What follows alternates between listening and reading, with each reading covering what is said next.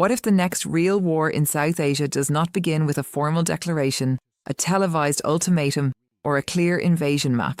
What if it begins the way the most dangerous wars often begin now, with both sides still pretending they are only responding, only defending, only correcting the other side's behaviour, while the violence itself has already crossed into something much bigger? That is the real meaning of what just happened between Pakistan and Afghanistan.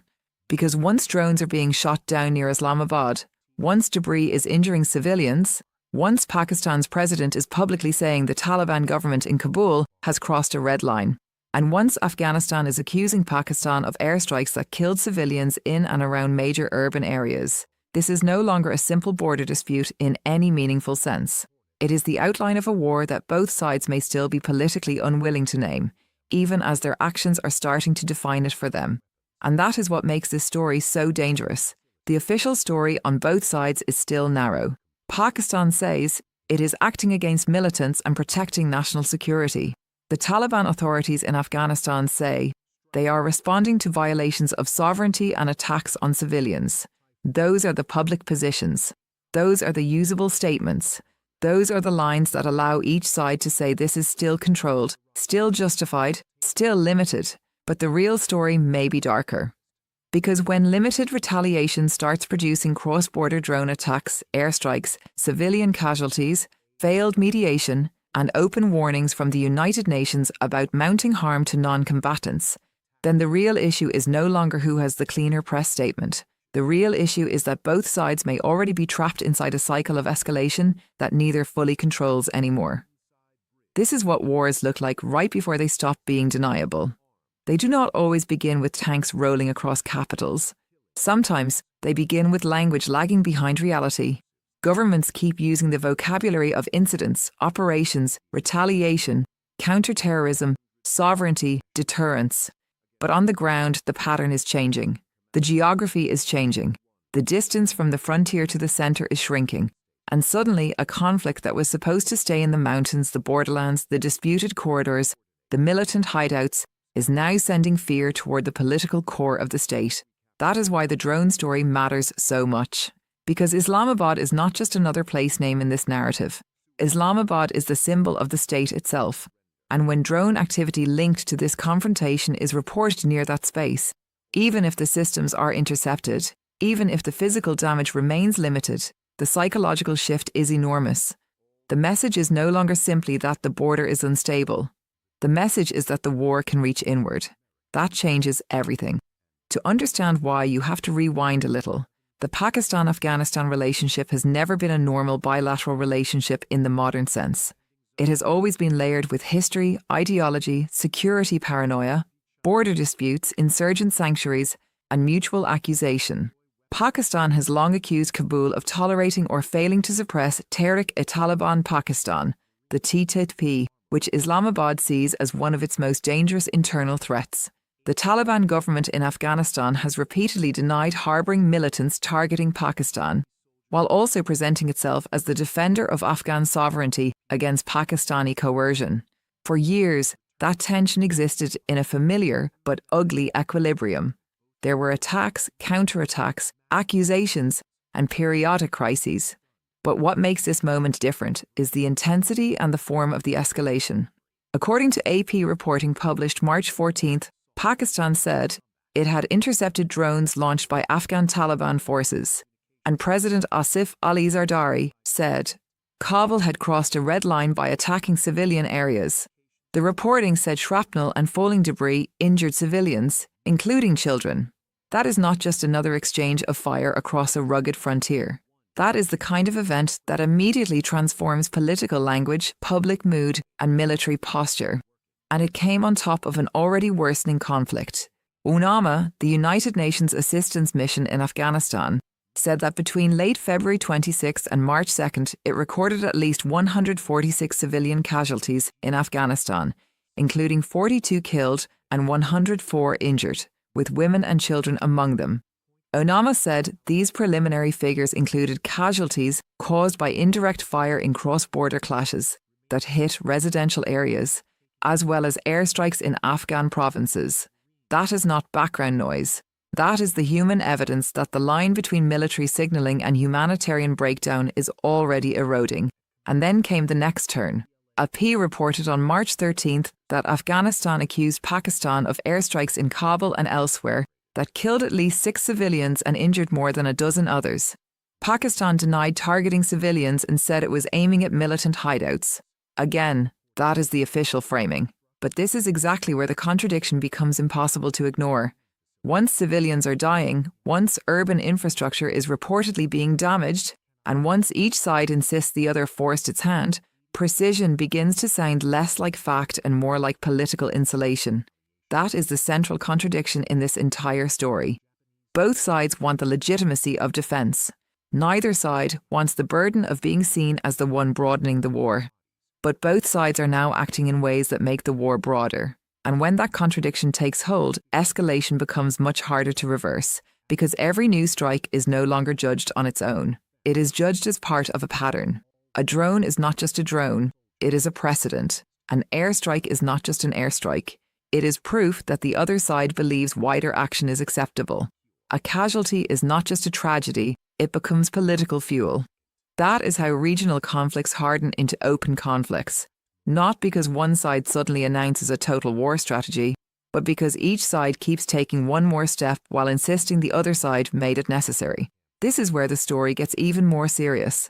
Pakistan's leadership has a domestic security problem and a credibility problem at the same time. If militants operate from Afghan territory or are perceived to do so, Islamabad faces pressure to act. If it does not act, it looks weak at home. But if it does act, especially through cross-border air power, it risks validating the Taliban government's claim that Pakistan is violating Afghan sovereignty and killing civilians. That means every military move may solve one political problem while creating 2 more. On the Afghan side, the Taliban authorities also face a dangerous incentive structure. They do not want to appear helpless before Pakistani force. They do not want to look like a government that can be struck from the air without reply. And they do not want to lose nationalist credibility by appearing soft toward a neighbour many Afghans view with deep suspicion. So the temptation to answer visibly and symbolically becomes intense. Even limited retaliation can serve domestic legitimacy. But once retaliation becomes public theatre, the line between signalling and strategic overreach gets thin fast. That is why the drone dimension matters so much. Drones are perfect escalation tools for this kind of confrontation. They are cheaper than conventional air power. They are politically flexible. They can be framed as measured. They can create psychological impact out of proportion to their payload. And most importantly, they compress the distance between frontier conflict and national imagination. The moment civilians hear that drones tied to the Afghanistan conflict were brought down near Islamabad, the war stops feeling remote. It stops belonging only to soldiers on ridgelines and militants in hideouts. It starts entering the civic bloodstream of the country. That is how fear scales. And once fear scales, politics changes. A government under pressure becomes less patient. Opposition narratives become harsher. Calls for restraint become easier to mock. Security institutions receive broader latitude. Media coverage turns more emotional. Public expectations rise. Nobody wants to be seen as the leader who absorbed a red line violation and answered with ambiguity. Nobody wants to be the side that blinked. That is what makes these moments so combustible, because both governments may now be moving inside a narrowing corridor. The political cost of restraint rises. The strategic cost of escalation rises, and the room between those 2 costs begins to disappear. There is also a wider regional lesson here that should not be ignored. This confrontation is happening in a broader neighbourhood already strained by overlapping crises. That makes diplomatic bandwidth thinner and miscalculation more dangerous. AP reported that China and Turkey had engaged in peace efforts, and that a Qatari-brokered ceasefire in October had only temporarily reduced tensions. In other words, mediation has been tried, and the violence still returned. That does not mean diplomacy is dead, but it does suggest that the structural drivers of this conflict are stronger than the available tools used to calm it, and that is a terrible sign. Because when ceasefires become pauses instead of settlements, each new round tends to return more militarized than the last. The parties learn from the previous cycle. They refine targets, rhetoric, timing, and methods. They carry fresh grievances into the next exchange. And slowly the threshold for what counts as normal tension rises. What was once shocking becomes expected. What was once a crisis becomes a pattern. And patterns are harder to stop than crises, because by the time policymakers realize they are in one, the behavior has already sunk into the system. For ordinary people, this is where the analysis stops being abstract. The civilian toll recorded by UNAMA is not just a footnote to a security story, it is the story. At least 146 civilian casualties in less than a week in Afghanistan alone, with women and children included, means this confrontation is already reaching households, neighbourhoods, roads, and homes. Residential areas were hit by indirect fire, according to UNAMA. Airstrikes added to the damage. These are not invisible costs, they are the visible evidence that both governments may be talking about deterrence, while civilians absorb the consequences of failed deterrence. And civilians in Pakistan are not outside that story either. If drone debris injures people, including children, even after interception, the public learns a brutal lesson. Escalation does not have to succeed perfectly to spread harm. It only has to move closer. It only has to normalize danger. It only has to make people wonder whether the next incident will be worse. That is how a border war becomes a societal war. Not necessarily through mass mobilization, not through formal declarations, but through repeated episodes that teach ordinary people that the conflict now touches the air above them, the roads around them, and the decision-making of governments that may be improvising more than they admit. And that raises the most disturbing possibility of all. What if neither side actually wants full-scale war, but both sides are now taking the exact kinds of actions that make a larger war more likely? That is often how the worst conflicts unfold. Not through master plans, but through cumulative logic. A strike to restore deterrence. A retaliation to restore credibility. A public warning to restore control.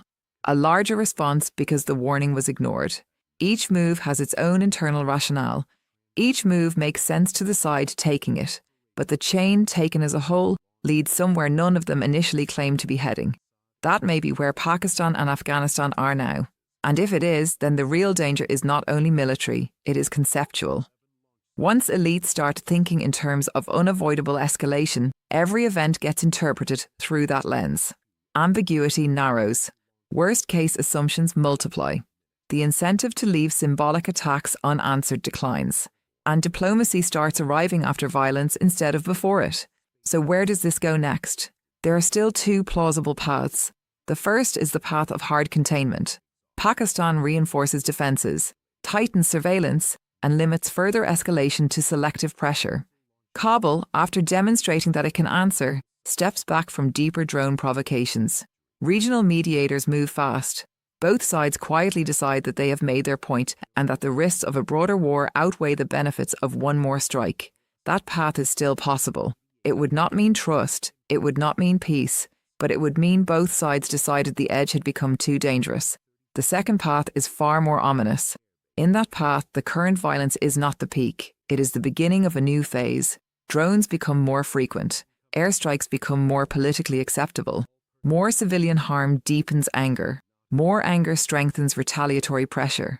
More pressure weakens restraint. And the idea of open war, which has already surfaced in public reporting around this confrontation, stops sounding like a dramatic label and starts looking like an accurate description. That is the path where the conflict moves from episodic to systemic. And once it becomes systemic, the implications widen fast. Pakistan's internal security burden intensifies. Afghanistan's already fragile international position becomes even more unstable. Border communities become permanent shock absorbers. Armed groups gain room to exploit disorder.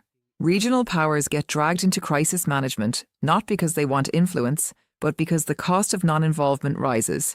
That is how a bilateral conflict becomes a regional fault line. The most chilling part is that both governments can continue speaking the language of control, even while control is slipping. That is the pattern to watch. Not only the explosions, not only the casualties. Watch the distance between the words and the battlefield. Watch whether defensive action keeps producing broader effects. Watch whether targeted strikes keep producing civilian harm. Watch whether restoring deterrence keeps requiring larger responses. When those gaps keep widening, the official narrative is usually behind reality. And right now, reality looks very dangerous, because the real thesis here is simple. This may no longer be a border clash with occasional escalation. It may be an undeclared war learning how to speak, a war in which each side still wants moral cover, strategic flexibility, and domestic legitimacy. A war in which drones and airstrikes are becoming the vocabulary of state-to-state coercion. A war in which the frontier is no longer the only place that matters, because the psychological battlefield is already moving toward the centre.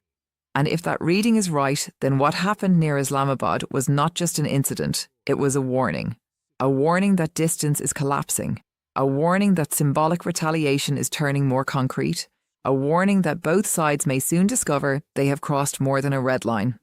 They may have crossed into a conflict that will be much harder to contain than either government is ready to admit. So now the real questions begin.